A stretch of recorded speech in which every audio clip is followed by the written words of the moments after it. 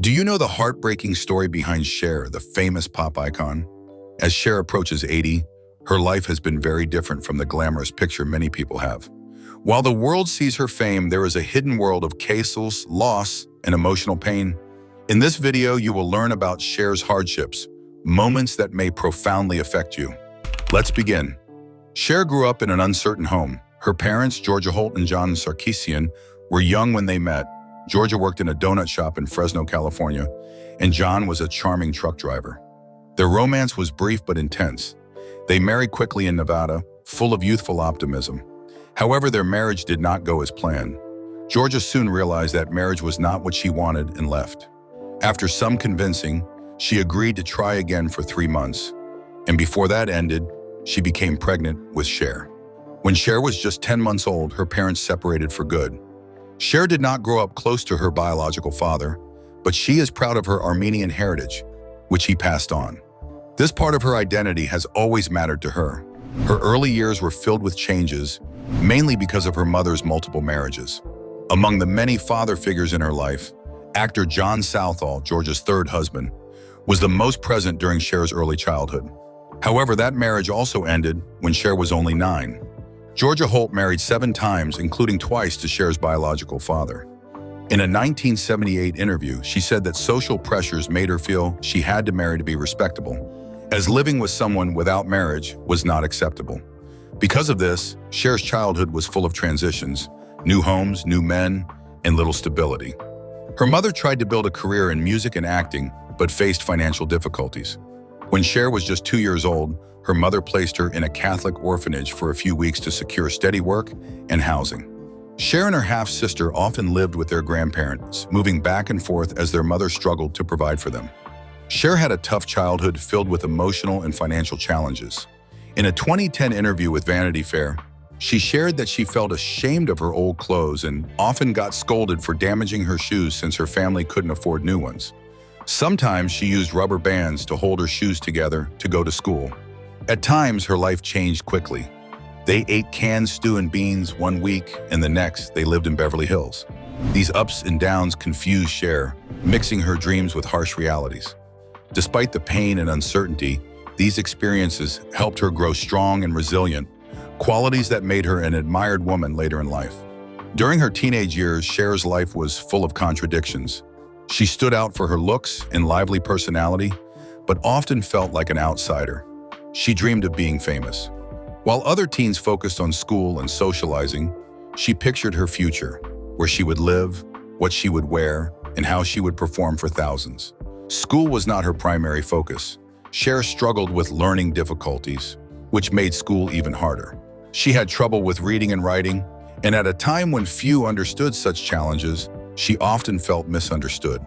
Some subjects came easily to her, while others were impossible.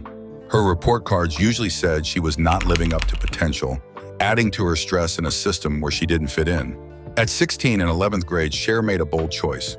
She left school to follow her passion. She moved to Los Angeles with only her dreams. There she met Sonny Bono, who was already in the music business. Initially, they had a practical, platonic relationship. Cher worked as his housekeeper. Over time, they formed a deeper bond that changed her life.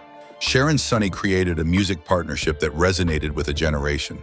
Their hit song, I Got You Babe, became a cultural icon, an anthem of love during the turbulent 1960s. With their chemistry, Sonny and Cher gained fame. They continued to succeed with songs like Baby Don't Go and The Beat Goes On. Their fame grew quickly, and they decided to try film. In 1967, they starred in the comedy Good Times, but it did not do well. They remained hopeful and worked on a more serious project called Chastity, which Sonny wrote and produced for Cher. Unfortunately, this also failed to meet expectations, putting them under pressure. Meanwhile, the music scene was changing. The soft folk pop style they embraced faded as listeners turned to more experimental sounds. Sonny and Cher faced a decline in fame. To adapt, they shifted to live performances in Las Vegas. On stage, they reinvented themselves as entertainers, blending music with comedy and creating a new identity. This part of Cher's life was about exploring new paths, changing, and showing resilience. It marked the start of a journey that would take her beyond music into television, film, and a lasting legacy that continues to inspire. Facing growing financial difficulties, Cher and Sonny decided to reinvent themselves as a live act in Las Vegas. This was a significant change, moving from pop stars to live entertainers. While they needed to make this change, it became a new opportunity. Their Las Vegas act, filled with music, quick wit, and playful banter, helped them regain public attention. Their unique interactions, especially Cher's clever comebacks, excited audiences, and soon television took notice. In 1971, the Sonny and Cher Comedy Hour premiered and quickly became popular. Viewers loved their chemistry, humor, and songs. However, their relationship suffered. Cher and Sonny developed separate lives outside their marriage, creating emotional distance between them. Cher later said it became hard to pretend everything was fine. Still, they chose to stay together for their careers and public image. Their personal and professional lives were so mixed that even those around them sometimes couldn't tell where the performance ended and real life began. In 1930, Sonny wrote in his diary that pretending to be a couple kept things stable. But this pressure became overwhelming. By 1974, it was clear they couldn't continue the act. Cher filed for divorce, and by 1975, they ended both their marriage and their legal partnership. This breakup was hard for Cher. For years, she depended on Sonny to handle the business side of their work while she focused on performing. After their split, she faced financial struggles and had little to rely on. It was heartbreaking for someone who had devoted so much to their partnership. This marked the end of an era for her. Although it opened the door to her solo career, it came with a heavy cost. Cher had to rebuild independently, drawing on her resilience and talent. While audiences saw her shine on television, few knew about her behind-the-scenes challenges. After parting ways with Sonny, Cher reached a turning point. For the first time in many years, she stepped into the spotlight alone without a partner or financial support, and many thought her career would fail without Sonny. However, Cher refused to disappear. She launched her television show called Cher.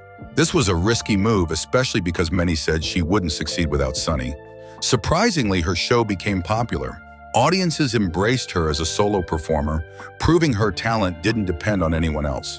Meanwhile, Sonny tried to start his show, The Sonny Comedy Review, but it struggled and got canceled after just one season. Their professional paths, once closely linked, had now separated. Despite Cher's success on television, her music career faced significant challenges. Her 1975 album Stars did not do well, and her following releases, including I'd Rather Believe in You and Cherished, also failed to reach the charts. Collaborating with her new husband, Gregg Allman, on the album To the Hard Way did not help her career either, leading Warner Brothers to end their contract with her by 1978. This period brought many personal and professional struggles as she fought to regain her place in the music industry. Cher quickly married Gregg Allman in 1975 after her divorce from Sonny, but their marriage quickly became chaotic. They separated 9 days later but reconciled a month afterwards, hoping for a lasting relationship. However, her decision to reunite with Sonny for a variety show in 1976 added stress to their marriage. Even with their son, Elijah Blue, tensions remained high. In 1978, they separated for good. Cher later described this time as one of ups and downs, filled with joy and pain, realizing that love sometimes isn't enough, even when the heart is willing. After marrying Gregg Allman, Cher struggled to stay relevant in the changing music industry. Determined to make a comeback, she signed with Casablanca Records and recorded Take Me Home, trying out disco, a genre she had previously hesitated to explore. The title track became a hit, re-establishing her as a disco star and bringing her back into the spotlight. However, her next album, Prisoner, tried to mix rock and disco, but didn't succeed due to different artistic ideas. Undeterred, Cher returned to rock music, forming the band Black Rose in 1980. However, the project didn't carry her name, leading to a lack of recognition and disappointing sales. By 1982, the band and her relationship with guitarist Les Dudek ended, but Cher kept searching for her true musical identity. In 1983, she took a bold step into acting, landing a supporting role in Silkwood, alongside Meryl Streep and Kurt Russell. Her performance earned her a Golden Globe and an Academy Award nomination, showcasing her ability as a serious actress. This marked a turning point in her career, revealing her depth and versatility. Over the next few years, Cher built her reputation in Hollywood with roles in well-known films like Mask and Suspect. The key moment came in 1987 when she starred in Moonstruck as Loretta Castorini, a widowed Italian-American woman. Her moving performance won her the Academy Award for Best Actress, which changed her career. Cher, who had once been doubted, became one of Hollywood's most celebrated actresses. However, Cher's health worsened during the filming of The Witches of Eastwick. Initially, minor symptoms developed into a serious illness, forcing her to take a break from acting and singing for 2 years. This quiet period was difficult for her, as she could not take on the roles she dreamed of. In an interview, she shared her sadness about losing momentum. "I was upset about it." When she returned, Cher had to rebuild her career from scratch, showing resilience in the face of adversity. Meanwhile, Sonny Bono underwent a surprising change. By the late 1980s, he moved from entertainment to politics and became the mayor of Palm Springs in '98. He later served in the U.S. Congress, representing California's 44th district, taking on responsibilities far from show business. Cher and Sonny's romantic partnership might have ended, but their bond remained important throughout her life. They shaped each other in a generation. Tragically, while on vacation in Aspen, Sonny died in a skiing accident, which left Cher heartbroken. She quickly flew from London to Los Angeles for his memorial service, where she gave an emotional eulogy that honored their shared history, focusing on respect and gratitude rather than past issues. Beyond her fame, Cher faced challenges as a mother. In a 2014 interview, her son, Elijah Blue Allman, shared that he felt pain after being sent to boarding school at just 7 years old, seeing it as abandonment. Now, as an adult, he still deals with those childhood feelings. In 2013, there was hope for reconnection when Elijah and his wife moved in with Cher, but a disagreement led to more distance. Despite their complicated relationship, Elijah admired his mother, recognizing her talent and beauty. Their story shows the complex journey of a mother and son dealing with fame and personal history. Cher's journey as a mother was not traditional. With her life in the spotlight and the demands of fame, balancing family life was hard, but her love for her children never wavered. Her first child with Sonny Bono, Chastity, underwent a significant transformation in the late 2000s, transitioning to Chaz Bono. This journey of self-discovery for Chaz tested their bond and brought Cher many emotions, including uncertainty and fear. Even though Cher became a symbol of acceptance in the LGBTQ community, she initially struggled to let go of the daughter she had known and accept the son she was learning about. Over time, love won out as Cher supported Chaz's transition, becoming an advocate for his happiness. Their relationship grew deeper, and Cher celebrated Chaz's happiness and journey together. For Cher, motherhood meant evolving alongside her child. Now approaching 80, Cher has faced many personal challenges, from loneliness and heartbreak to illness and public scrutiny. Yet, she has continuously reinvented herself, transforming through every challenge with resilience and grace. Cher has lived many lives, embracing her experiences and making her story unforgettable. Please share your thoughts below on whether Cher's journey has touched you through her music, story, or presence.